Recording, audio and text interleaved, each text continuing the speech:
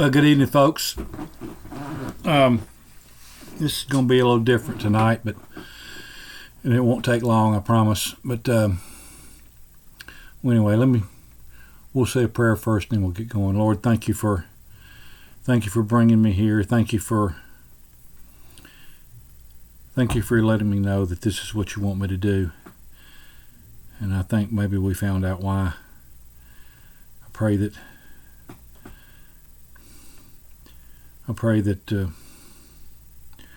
as we move along forward, that people get the recovery they need, and people come to know the saving grace that you offer, and the peace and the comfort that you offer, and the stability that you offer them. Pray that what I speak tonight is coming from you and not from me. In Jesus' name I pray. Amen. So I've been doing a lot of soul searching here lately, and I went back and looked at our previous lessons. The introduction to these recovery lessons video. The introduction video got 55 views. I took this off of just got through looking at the YouTube statistics for our channel and for these videos. The lesson 1 video got 20 views. The lesson 2 got 10. The lesson 3 got 16, and then 10, then 8. Lesson 6 for some reason jumped up to 23 views. Thank you very much. Lesson 7 got 14 views, but then 8, 9, and then the Labor Day pause, and then lesson 10 last week got 1 or 2 views or none. So it started out with the fair with some views, and then just slowly but surely dropped off, and I think I probably know why that is. They're not very good, frankly. And be honest with you, the reason why they're not very good is because they don't come from a whole lot of experience. In order for me to be very helpful to y'all in recovery, I have to have experienced recovery myself. I have. A lot of you have seen, I'm sure, probably some of y'all have seen my testimony. There's a YouTube video here on this same channel that has my testimony in it. But when I had a marijuana problem, it was 20 plus years ago. Didn't have an alcohol problem per se. I drank, but that wasn't my problem. My problem was marijuana, and it was an addiction problem. People with, in my opinion, people like me who have addictive personalities, it really doesn't matter what it is that you become addicted to. I've had a porn addiction problem for most of my life, and as I go through and read the big book now, I'm going back and reading through it now, and as I do, back 20 years ago when I got to AA and got sober and did the 12 steps and was looking at the big book, and as it talked about alcohol and the symptoms of an alcoholic, I noticed those symptoms in relation to my addiction to marijuana. And anybody that says you can't get addicted to marijuana is maybe not a physical addiction, but people with addiction personality can get addicted to marijuana. People are addicted to porn. Is that a physical addiction? You're going to die if you don't get it. You're going to go into delirium tremens, as they talk about with alcoholism. No, you're going to, whatever. If you get hooked on meth, that can be a physical addiction. But addiction is as the big book talks about, it's a symptom. It's a symptom of a bigger problem, and that bigger problem originates in our mind. We're not me. I'm not tied into God, not tied into a higher power, not tied into God, and that's a problem.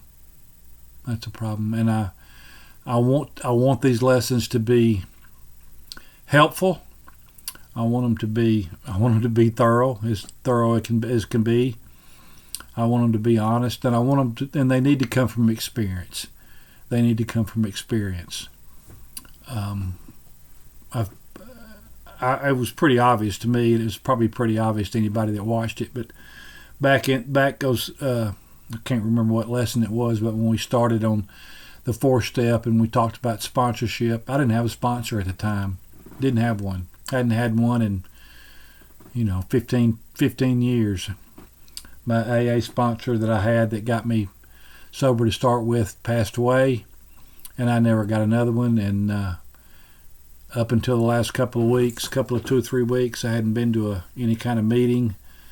I was going to SAA meetings there for a while, five or so years ago, 5 or 10 years ago, and I started driving a truck for a living and being on the road and all over the country, and stopped going to those too.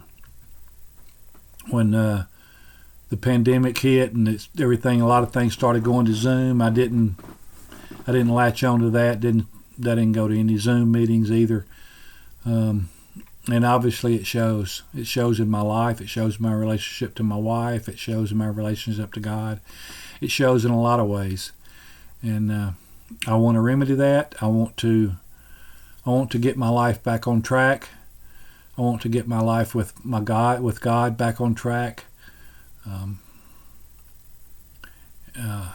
So anyway, I won't belabor the point, but I'm gonna put a pause on these lessons for a little while, and when we come back to them, more than likely I'll start from the beginning. I'll start them all over again, and they probably won't be in the same. Probably will not be using the same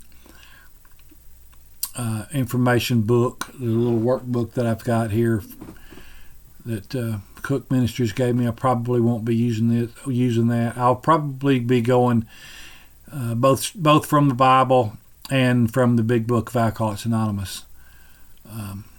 I'm well aware that there are a lot of people, including some people in my church, I believe. I haven't talked to them about it per se, but I do believe that there are a lot of people out there, a lot of Christians that have a problem with Alcoholics Anonymous because Alcoholics Anonymous in and of itself talks more about a higher power than they do about God. But if you read the Big Book, and if you read Bill's story in the beginning of the Big Book, and if you read all the way through the Big Book, they want they desire to help every alcoholic they can help. And there's a lot of people out there that have a problem with God, and believing in God, and putting their trust and their faith and their sobriety in the hands of God. So Alcoholics Anonymous uses higher power, to pick something that's got to be outside yourself. I'm of the opinion that even those who say they don't believe in God and they get sober through AA by working the 12 steps and by latching on to a power that's greater than themselves, what they're latching on to is God, whether they believe it or not. I believe that that's true. And when we start back on these lessons, that's the way that they'll go. That'll be the backbone of the lessons, and that's the way that I'll use them. And I firmly believe that as we go through these lessons, when they start back, that I'll be basing them, like I said, on the Big Book and on the 12 steps, and I believe the 12 steps are biblical. In the meantime, if anybody wants to get out their Bibles and read the Book of James, the Book of James is some people call it an instruction manual for the Christian. There's a lot of stuff in James that are basically taken. That the Big Book is basically taken from the Book of James in a lot of ways. When Bill W., who started AA, when Bill W. and his wife first started having meetings in their home, and the Big Book was not written yet, what they read from was the Book of James. the 12 steps are kind of modeled after 6 steps that quote unquote that a group back then called the Oxford Group had. Those steps are based on a lot of what the Book of James in the New Testament says. So, in the meantime, if I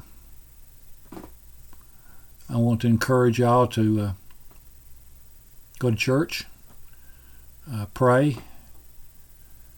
In my opinion, those of you who are looking for recovery and start going to meetings, find you a meeting, whether it be an AA meeting or NA meeting or a CA meeting or SAA meeting,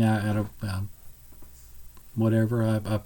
I encourage you to start going to meetings, get you a sponsor. I've finally gotten me a sponsor. We're working together. I'm working on the 12 steps, starting with the first 3, starting with the first one. I love you all, and I want y'all to have the recovery that you need, that you're supposed to have. I want your relationship with God to be what it's supposed to be. I want mine to be what it's supposed to be, and I hate to put it like this, but I don't want to half-ass this recovery lessons. I want them to be beneficial. I want them to be beneficial to all who watch, and they can't be until I work on myself, and so that I can what I can share with y'all is from the heart and from my own experience. Thank y'all for giving me the encouragement y'all have given me, just by the few that have. Thank y'all for y'all's encouragement just for being here, and we'll see you soon, I hope. Well, we'll see you. I hope it's sooner than later. We'll see how it goes. I got to get myself straightened out first, though. I love you, and thank you very much.